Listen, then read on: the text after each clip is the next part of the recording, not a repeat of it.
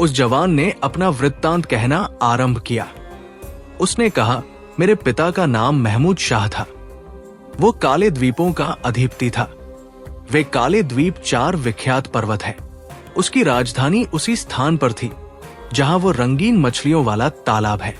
मैं आपको ब्यौरेवार सारी कहानी बता रहा हूं, जिससे आपको सारा हाल मालूम हो जाएगा। जब मेरा पिता 70 वर्ष का हुआ तो उसका देहांत हो गया और उसकी जगह मैं राज सिंहासन पर बैठा। मैंने अपने चाचा की बेटी के साथ विवाह किया। मैं उसे बहुत चाहता था और वो भी मुझे बहुत चाहती थी। 5 वर्ष तक हम लोग सुखपूर्वक रहे। फिर मुझे आभास हुआ कि उसका मेरे प्रति पहले जैसा प्रेम नहीं है। एक दिन दोपहर के भोजन के पश्चात वो स्नानगृह को गई और मैं अपने शयन कक्ष में लेटा रहा। 2 दासियां जो रानी को पंखा झला करती थी, मेरे सिरहाने पैंताने बैठ गई और मुझे आराम देने के लिए पंखा झलने लगी। वे मुझे सोता जानकर धीमे धीमे बातचीत करने लगी।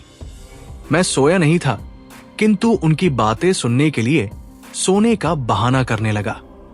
एक दासी बोली कि हमारी रानी बड़ी दुष्ट है कि ऐसे सुंदर और सुशील पति को प्यार नहीं करती। दूसरी बोली, तू ठीक कहती है।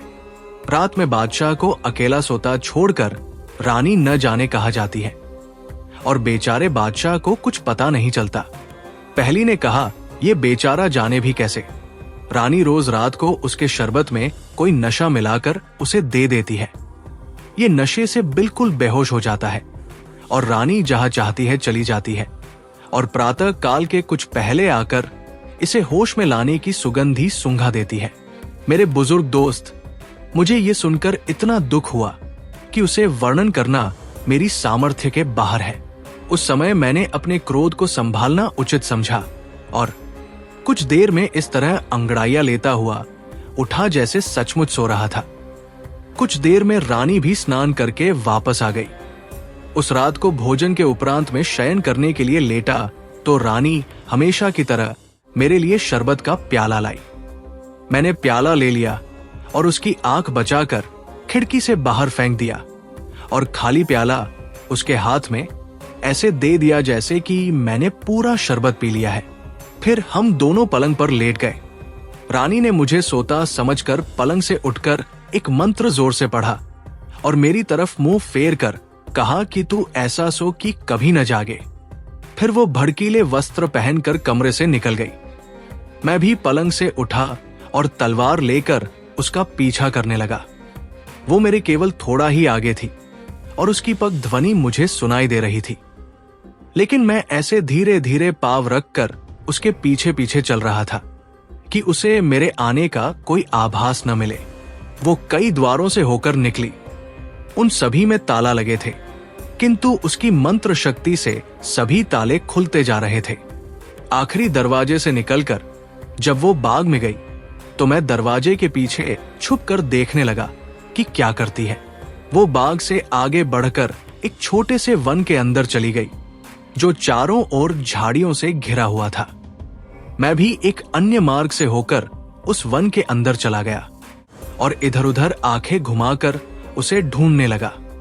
कुछ देर में मैंने देखा कि वो एक पुरुष के साथ, जो हबशी गुलाम लग रहा था, हाथ में हाथ दिए टहल रही है और शिकायत कर रही है कि मैं तो तुम्हें प्राण प्रण से प्रेम करती हूं और रात दिन तुम्हारे ही ध्यान में मग्न रहती हूं, और तुम्हारा ये हाल है कि मुझसे सीधे मुंह बात नहीं करते, हमेशा मुझे बुराबला कहा करते हो। आखिर तुम क्या चाहते हो? क्या तुम मेरे प्रेम की परीक्षा लेना चाहते हो? तुम मेरी शक्ति जानते हो। मेरे अंदर इतनी शक्ति है कि कहो तो सूर्योदय के पहले ही इन सारे महलों को भूमिगत कर दूं और ये सारा ठाट बाट बिल्कुल वीरान कर दूं, और यहां भेड़िए और उल्लुओं के अलावा कोई नहीं दिखाई दे, और जो पत्थर यहां महलों में लगे हैं वो काफ पर्वत पर वापस उड़कर चले जाए। इतनी शक्ति रखते हुए भी मैं प्रेम के कारण तुम्हारे पैरों पर गिरी रहती हूं और तुम्हें मेरी परवाह ही नहीं। रानी ये बातें करती हुई अपने हबशी प्रेमी के हाथ में हाथ दिए टहलती आ रही थी।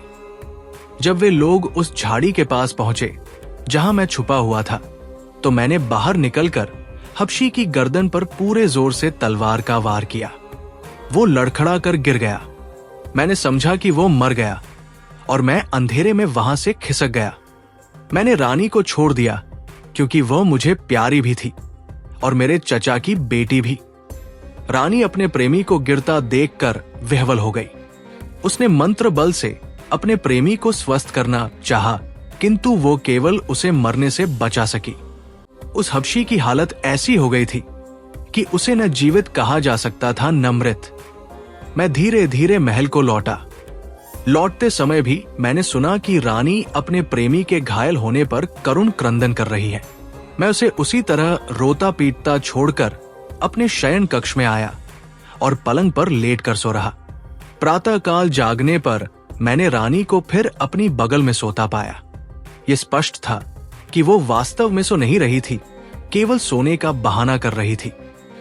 मैं उसे यूं ही छोड़कर उठ खड़ा हुआ। मैं अपने नित्य कर्मों को पूरा करके राजसी वस्त्र पहनकर अपने दरबार को चला गया। जब दिन भर राजकाज निपटाने के बाद मैं अपने महल में आया कि रानी ने शोक संताप सूचक काले वस्त्र पहन रखे हैं और बाल बिखराए हुए हैं और उन्हें नोच रही है।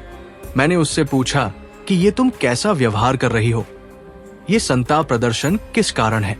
वो बोली, बादशाह सलामत, मुझे क्षमा करें, मैंने आज 3 शोक समाचार पाए हैं, इसीलिए काले कपड़े पहन मातम कर रही हूं। मैंने पूछा कि वे कौन से समाचार हैं, तो उसने बताया कि मेरी माता का देहांत हो गया, मेरे पिताजी एक युद्ध में मारे गए और मेरा भाई ऊंचाई से गिर कर मर गया। मैंने कहा समाचार बुरे हैं, लेकिन तुम्हारे इस प्रकार मातम करने के लायक नहीं है। फिर भी वे तुम्हारे संबंधी थे और तुम्हें उनकी मृत्यु का शोक होना ही चाहिए। इसके बाद वो अपने कमरे में चली गई और मुझसे अलग होकर उसी प्रकार रोती पीटती रही। मैं उसके दुख का कारण जानता था, इसलिए मैंने उसे समझाने बुझाने की चेष्ट भी न की। 1 वर्ष तक यही हाल रहा। फिर उसने कहा कि मुझसे दुख नहीं संभलता, मैं एक मकबरा बनवाकर उसमें रात दिन रहना चाहती हूं। मैंने उसे ऐसा करने की भी अनुमति दे दी। उसने एक बड़ा भारी गुंबद वाली मकबरे जैसी इमारत बनवाई जो यहां से दिखाई देती है और उसका नाम शोकागार रखा। जब वो गृह बन चुका तो उसने अपने घायल प्रेमी हबशी को वहां लाकर रखा और स्वयं भी वहां रहने लगी। वो दिन में उसे एक बार कोई औषधि खिलाती थी और जादू मंत्र भी करती थी।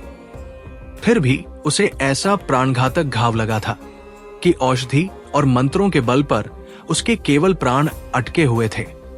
वो न चल पाता था, न बोल पाता था, सिर्फ रानी की ओर टुक टुक देखा करता था। रानी के प्रेम को जीवित रखने के लिए इतना ही यथेष्ट था। वो उससे घंटों प्रेम की बातें करके अपने चित्त को सांत्वना दिया करती थी।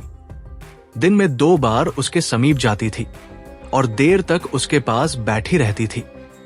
मैं जानता था कि वो क्या करती है, फिर भी सारे कार्यकलाप ऐसे साधारण रूप से करता रहा जैसे मुझे कोई बात विदित नहीं है।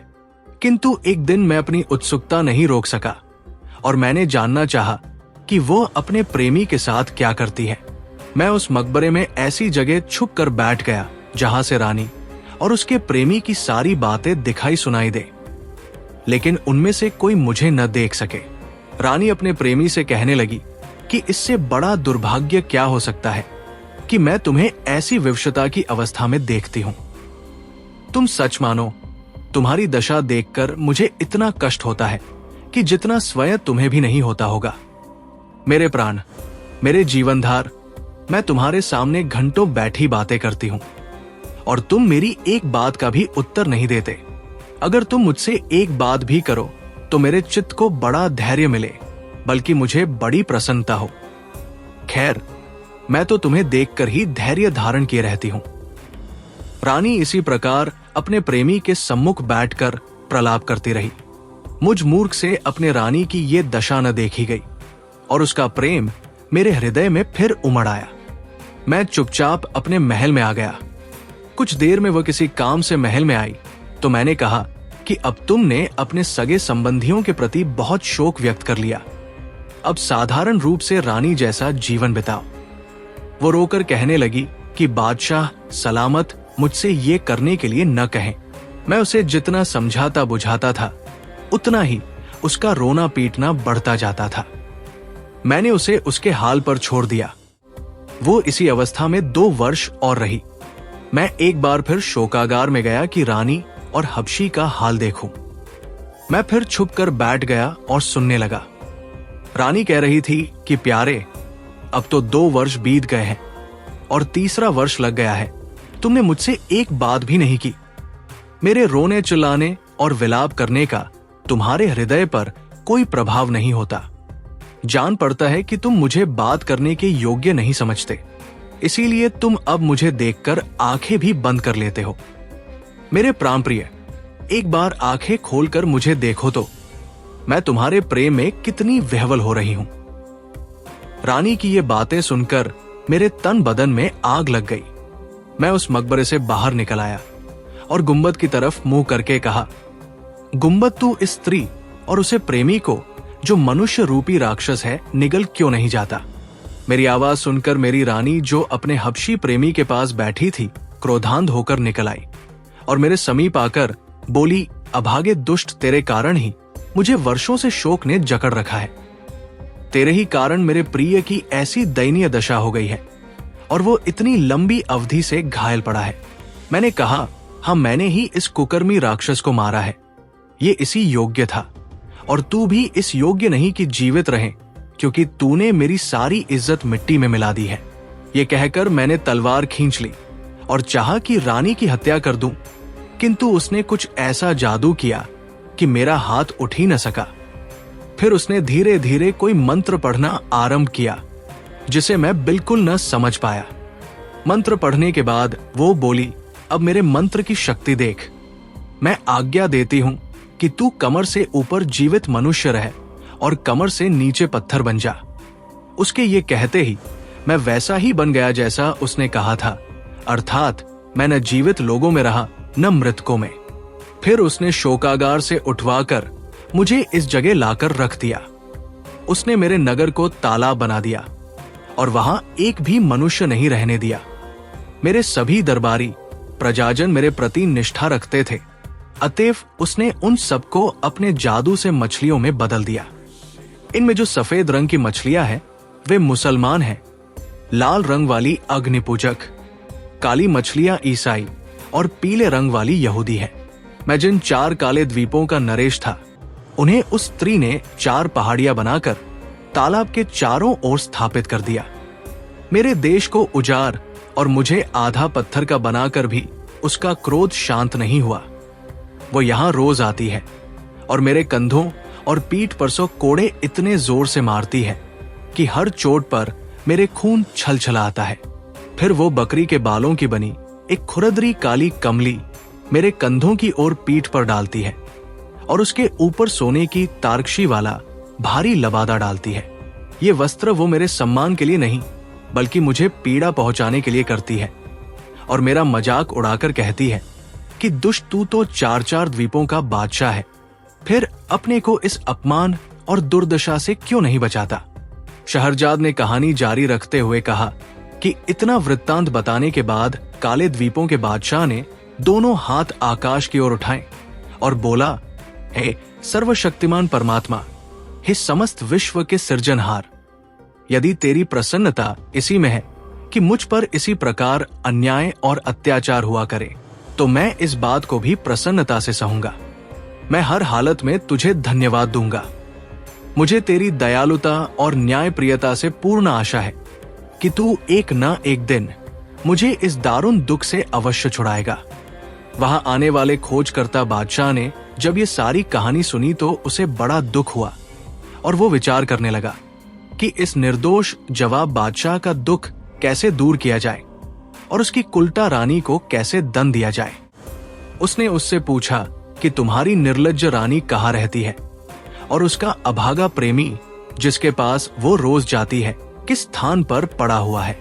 जवान बादशाह ने उससे कहा कि मैंने आपको पहले ही बताया था कि वो उस शोकागार में रखा गया है जिस पर एक गुंबद बना हुआ है।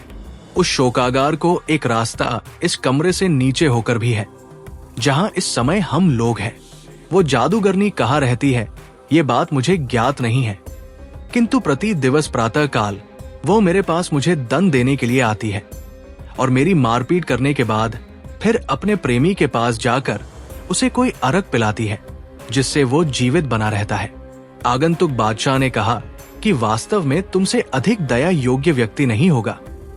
तुम्हारा जीवन वृत्त तो ऐसा है कि इसे इतिहास में लिखकर अमिट कर दिया जाए। तुम अधिक चिंता न करो, मैं तुम्हारे दुख के निवारण का भरसक प्रयत्न करूंगा। इसके बाद आगंतुक बादशाह उसी कक्ष में सो रहा क्योंकि रात का समय हो गया था। बेचारा काले द्वीपों का बादशाह उसी प्रकार बैठा रहा और जागता रहा। स्त्री के जादू ने उसे लेटने और सोने के योग्य ही नहीं रखा था। दूसरे दिन तड़के ही आगंतुक बादशाह गुप्त मार्ग से शोकागार में प्रविष्ट हो गया। शोकागार में सैकड़ों स्वर्ण दीपक जल रहे थे और वो ऐसा सजा हुआ था कि बादशाह को अत्यंत आश्चर्य हुआ। फिर वो उस स्थान पर गया जहां घायल अवस्था में रानी का हबशी प्रेमी पड़ा हुआ था। वहां जाकर उसने तलवार का ऐसा हाथ मारा कि वो अधमरा आदमी तुरंत मर गया। बादशाह ने उसका शव घसीटकर पिछवाड़े बने हुए एक कुएं में डाल दिया और शोकागार में वापस आकर नंगी तलवार अपने पास छुपाकर उस हबशी की जगह खुद लेटा रहा ताकि रानी के आने पर उसे मार सके। थोड़ी देर में जादूगरनी उसी भवन में पहुंची जहां काले द्वीपों का बादशाह पड़ा हुआ था।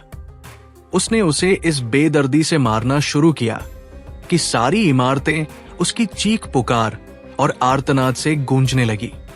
वो चिल्ला चिल्ला कर हाथ रोकने और दया करने की प्रार्थना करता रहा, किंतु वो दुष्ट उसे बगैर 100 कोड़े मारे न रही। इसके बाद सदा की भांति उस पर खुरदरी कमली और उसके ऊपर जरी का भारी लबादा डालकर शोकागार में आई और बादशाह के सन्मुख, जिसे वो अपना प्रेमी समझी थी, बैठकर विरह व्यथा कहने लगी। वो बोली, प्रियतम, मैं कितनी अभागी हूं कि तुझे प्राणपण से चाहती हूं और तू है मुझसे तनिक भी प्रेम नहीं करता। मेरा दिन रात चैन हराम है। तू अपने कष्टों का कारण मुझे ही समझा करता है। यद्यपि मैंने तेरे लिए अपने पति पर कैसा अत्याचार और अन्याय किया है, फिर भी मेरा क्रोध शांत नहीं हुआ है और मैं चाहती हूं कि उसे और कठोर दंड दूं, क्योंकि उसी अभागे ने तेरी ऐसी दशा की है। लेकिन तू तो मुझसे कुछ कहता ही नहीं, हमेशा होठ सिए रहता है। शायद तू चाहता है कि अपनी चुप्पी से ही मुझे इतना व्यथित कर दे कि मैं तड़प कर मर जाऊं। भगवान के लिए अधिक नहीं तो एक बात तो मुझसे कर ले कि मेरे दुखी मन को सांत्वना मिले। बादशाह ने उनीदे स्वर में कहा, लाहौल बला कुव्वत इला बिल्ला वहल वी अली वल अजीम। सर्वोच्च और महान परमात्मा के अलावा कोई न शक्तिमान है न डरने योग्य। बादशाह ने घृणा पूर्वक ये आयत पढ़ी थी, क्योंकि इस्लामी विश्वास के अनुसार इस आयत को पढ़ने से शैतान भाग जाता है। किंतु रानी के लिए कुछ भी सुनना सुखद आश्चर्य था।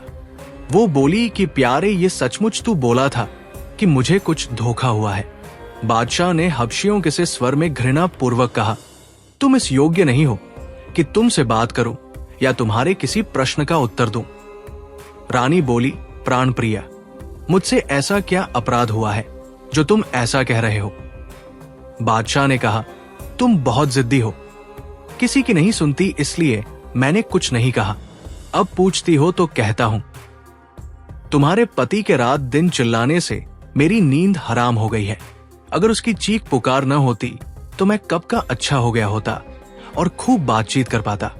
लेकिन तूने एक तो उसे आधा पत्थर का बना दिया है और फिर उसे रोज इतना मारा भी करती है।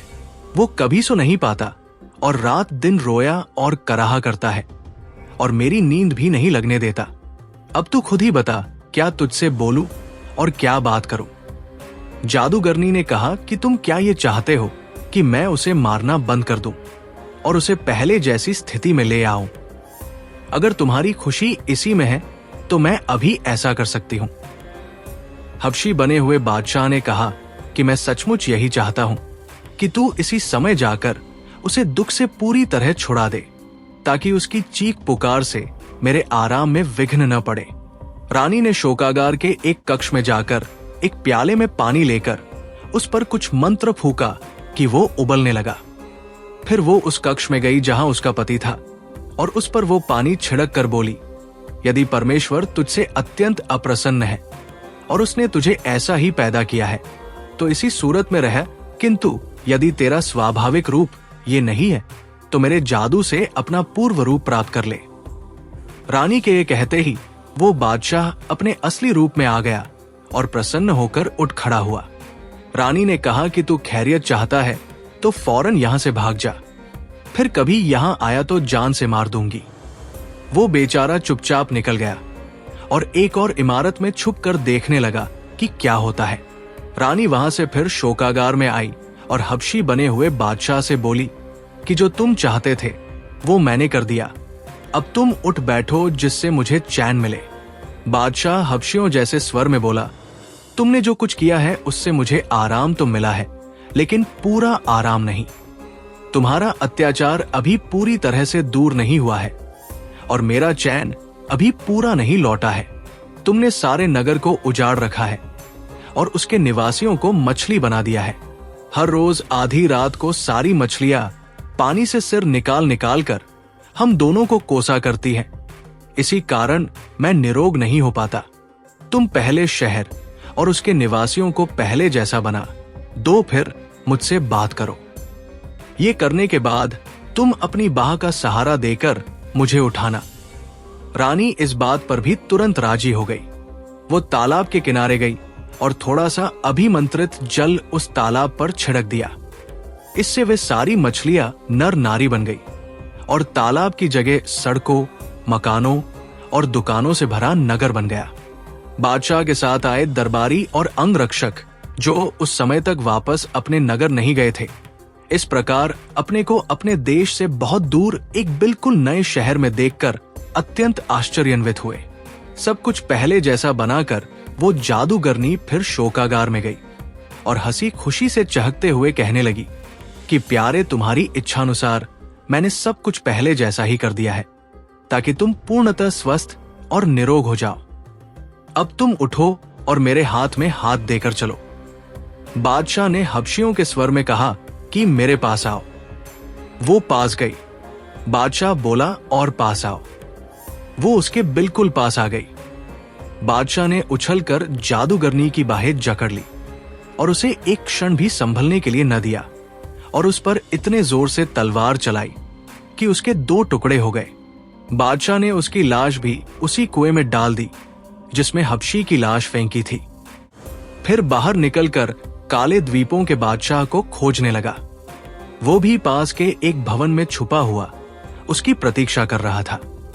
आगंतुक बादशाह ने उससे कहा, अब किसी का डर न करो, मैंने रानी को ठिकाने लगा दिया है। काले द्वीपों के बादशाह ने सविनय उसका आभार प्रकट किया और पूछा, अब आपका इरादा क्या अपने नगर को जाने का है?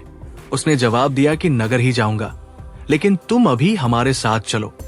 हमारे महल में कुछ दिन भोजन और आराम करो, फिर अपने काले द्वीपों को चले जाना।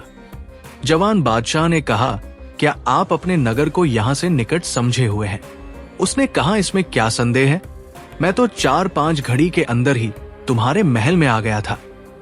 काले द्वीपों के बादशाह ने कहा, आपका देश यहां से पूरे 1 वर्ष की राह पर है।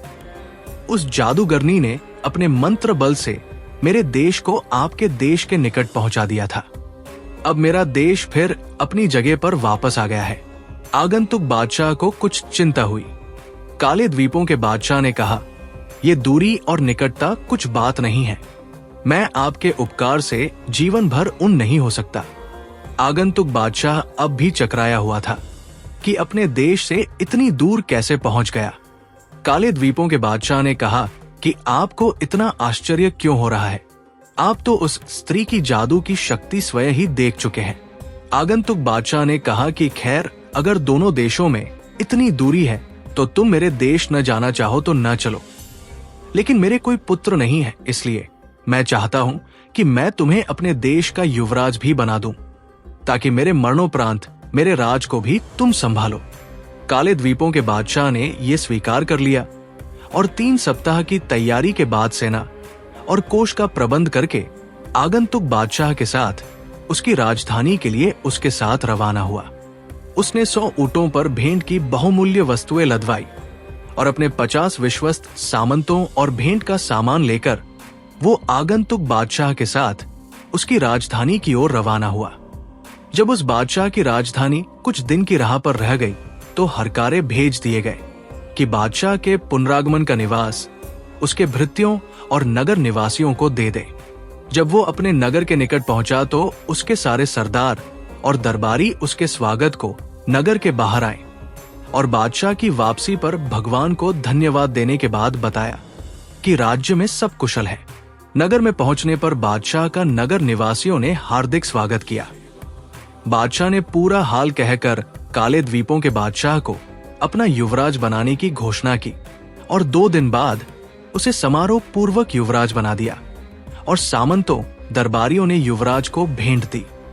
कुछ दिन बाद बादशाह और युवराज में मछुआरे को बुलाकर उसे अपार धन दिया, क्योंकि उसी के कारण युवराज का कष्ट कटा था।